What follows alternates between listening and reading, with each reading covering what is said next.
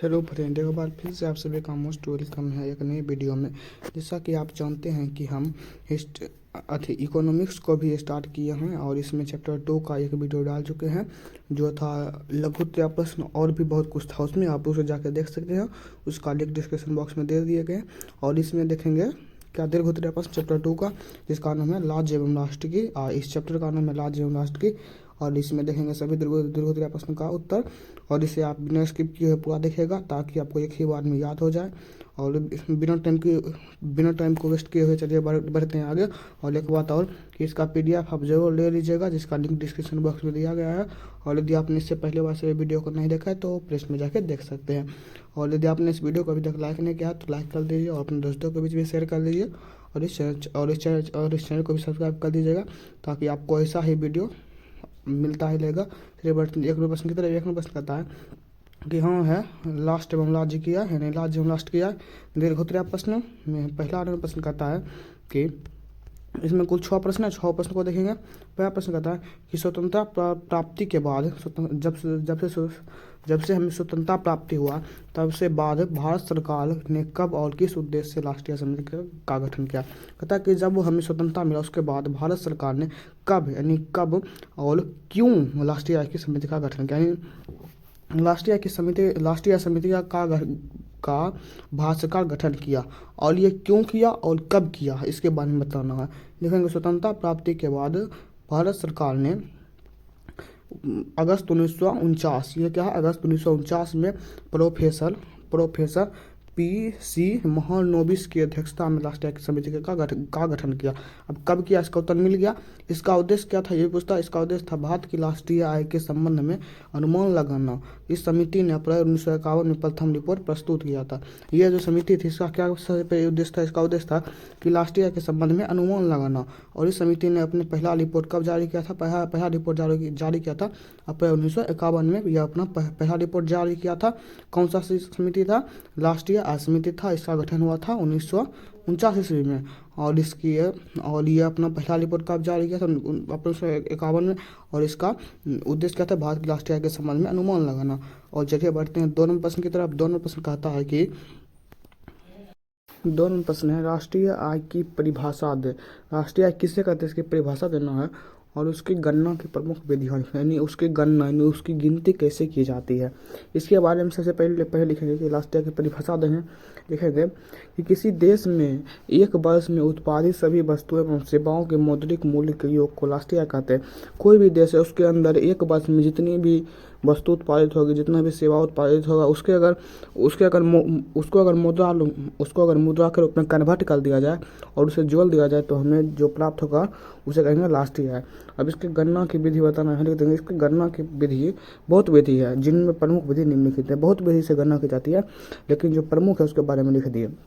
पहला है आय गणना विधि, यानी आय से मापा जाता है। इसके बारे में लिखिए कि देश के सभी व्यक्ति के आय के आधार पर राष्ट्रीय आय की गणना की जाती है, जिससे आय गणना विधि कहते हैं। यानी देश के जितने भी आदमी उनको जितना आय प्राप्त होता है उसके आधार पर अगर राष्ट्रीय आय की गणना करें तो उसे कहते हैं आय गणना विधि। ठीक। अब दूसरा है व्यय गणना विधि। व्यय गणना विधि को सीधा समझिए कि देश में से सभी व्यक्ति जितना भी खर्च करते हैं कोई भी वस्तु पर, उसको अगर जोड़ दिया जाए तो अगर उसके आधार पर राष्ट्रीय आय की गणना किया जाए तो वह कहेगा व्यय गणना विधि। यानी देश के व्यक्तियों के द्वारा उपभोग की गई वस्तुओं पर की गई व्यय के आधार पर राष्ट्रीय की गणना करना व्यय गणना विधि कहलाता है। तीसरा है उत्पाद गणना विधि। देश में किसी दिए गए वर्ष में किसी दिए गए उत्पाद के आधार पर यहाँ पर सभी फिर से पढ़िएगा कि देश में किए गए उत्पाद के आधार पर राष्ट्रीय आय की गणना करना उत्पादन गणना भी कहता है। ताकि देश में जितना भी उत्पाद हो रहा है अगर उस पर राष्ट्रीय आय की गणना किया जाए तो वह कहलाएगा उत्पादन गणना विधि। अब चौथा है कि व्यवसायिक गणना विधि। लिखेंगे देश में व्यवसायिक संरचना के आधार पर राष्ट्रीय आय की गणना की जाती है, जिसे व्यवसायिक गणना विधि कहते हैं। अब चौथा है मूल्य योग विधि।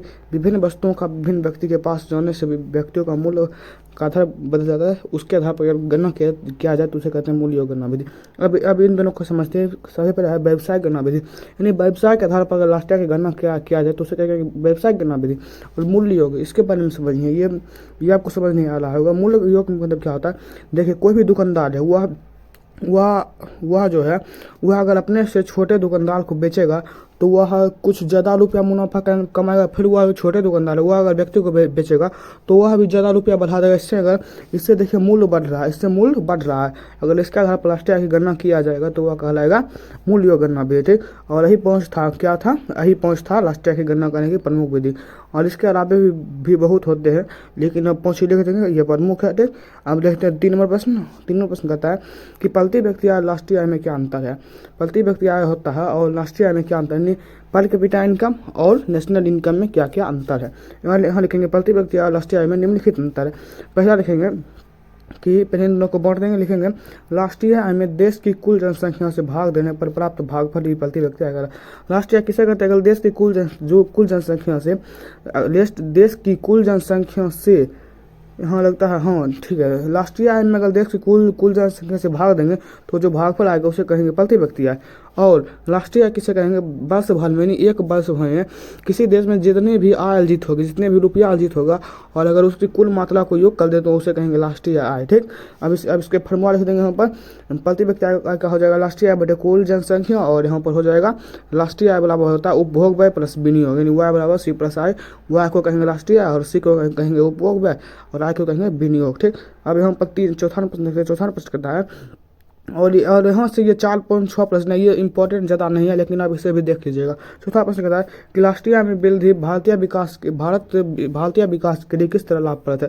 यानी अगर राष्ट्रीय आय में वृद्धि हो रहा है, अगर भारत के राष्ट्रीय आय में वृद्धि हो रहा है तो वो भारत के विकास के लिए कैसे लाभ है, यानी किस प्रकार वह लाभ करेगा भारत में। लिखेंगे कि चूंकि राष्ट्रीय आय में वृद्धि होगा तो प्रति व्यक्ति आय में वृद्धि होगा। अब हम पीछे पढ़ रहे थे ऑब्जेक्टिव में, अगर राष्ट्रीय आय बढ़ेगा तो प्रति व्यक्ति आय भी बढ़ेगा। भारत एक विकासशील देश है, यदि भारत के राष्ट्रीय आय में वृद्धि होगा तो भारत एक विकसित देश बनेगा। अगर भारत के राष्ट्रीय आय में वृद्धि होगा तो भारत कौन सा देश बनेगा, विकसित देश। लेकिन अभी कौन सा देश है, अभी है विकासशील देश, जिससे कि भारत का विकास संभव होगा और ये एक लाभप्रद है। सीधा बात है कि राष्ट्रीय आय बढ़ेगा तो हमें मुनाफा होगा, ये सीधा बात, इसमें कोई दिक्कत ही नहीं है। 55वां प्रश्न है कि विकास में प्रति व्यक्ति आय पर संक्षिप्त टिप्पणी लिखे। अगर विकास में प्रति व्यक्ति आय का क्या योगदान होता है इसके बारे में लिखेंगे। बिना उत्पाद को बढ़ाए लोगों की आय में वृद्धि नहीं हो सकती। बिना उत्पाद, यानी हम ज़्यादा उत्पादन कर लेंगे तभी हमारी आय में वृद्धि होगी। अगर ज़्यादा वस्तु को हम बनाएंगे तो हमारा आय भी बढ़ेगा और न ही आर्थिक विकास हो सकता है। अगर हम ज़्यादा वस्तु का उत्पादन करेंगे तभी हमें आर्थिक विकास होता है। अब यह वस्तु ही नहीं हो सकता, ये सेवा भी हो सकता है। अब जैसे जैसे उत्पादन वृद्धि होगा वैसे वैसे बेरोजगारी लोगों की अधिक रोजगार मिलेंगे। अगर जैसे हम उत्पादन बढ़ाएंगे तो लोगों का बेरोजगारी भी घटेगा, क्योंकि लोग काम करेंगे। अगर ज़्यादा वस्तु का उत्पादन करेंगे तो हमें ज़्यादा लोगों की जरूरत पड़ेगी, तभी ज़्यादा लोगों का बेरोजगारी घटेगा और अधिक रोजगार मिलेगा। श्रमिकों का वेतन भी बढ़ेगा, उनकी आय बढ़ेगी तथा उनका जीवन स्तर पूर्व की अपेक्षा बेहतर होगा। यहाँ क्वेश्चन क्या कहता था, एक टिप्पणी लिखने की, हम टिप्पणी लिख दीजिए कि विकास में प्रति व्यक्ति आय पर संक्षिप्त टिप्पणी लिख दें और यही इसका आंसर हो जाएगा। और इस वीडियो का सबसे लास्ट क्वेश्चन देखते हैं, जो कि है 6वां प्रश्न। 6वां प्रश्न कहता है कि 6वां प्रश्न यहाँ पर है, यहाँ पर 6वां प्रश्न लगता है क्या हो गया, यहाँ पर शायद 5वें प्रश्न था कि 6 प्रश्न है। अच्छा, यहाँ पर हम देख लेंगे कि यहाँ पर शायद 5वें प्रश्न होगा, हमें जैसा लगता है, नहीं तो 56वां प्रश्न क्या कहता है।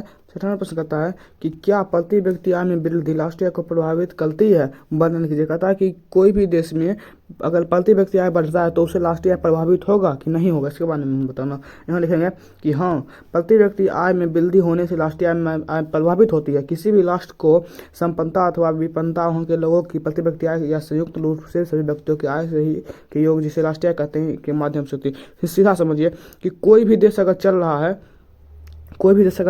तो उसमें सबसे ज़्यादा योगदान है प्रति व्यक्ति आय का और किसका, और राष्ट्रीय आय का योगदान है।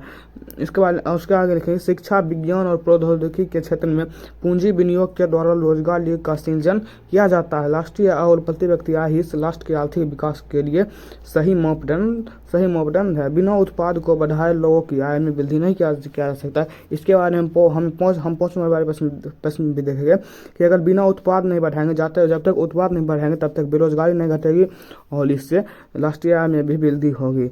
अगर हम उत्पाद उठाएंगे तो हमें राष्ट्रीय आय में ही वृद्धि होगी। इसके आगे लिखेंगे कि और न ही आर्थिक विकास हो सकता है, राष्ट्रीय आय में वृद्धि होने से प्रति व्यक्ति आय में वृद्धि होता है।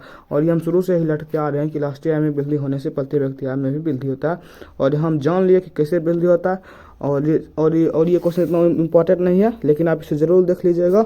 और इस वीडियो में इतना ही रहने देते हैं। और यदि आपको यह वीडियो अच्छा लगा हो, कुछ सीखने को मिला है, तो एक बार वीडियो को लाइक कर दीजिए और अपने दोस्तों के बीच भी शेयर कर दीजिएगा, और इस चैनल को भी सब्सक्राइब कर दीजिएगा। और यहाँ पर हमारा इकोनॉमिक्स का चैप्टर 2 खत्म होता है। और यदि आपको चैप्टर 2 तक कोई भी दिक्कत है तो आपने ज़रूर कमेंट कर दीजिएगा। मिलते हैं आपसे किसी अगले वीडियो में, तब तक धन्यवाद।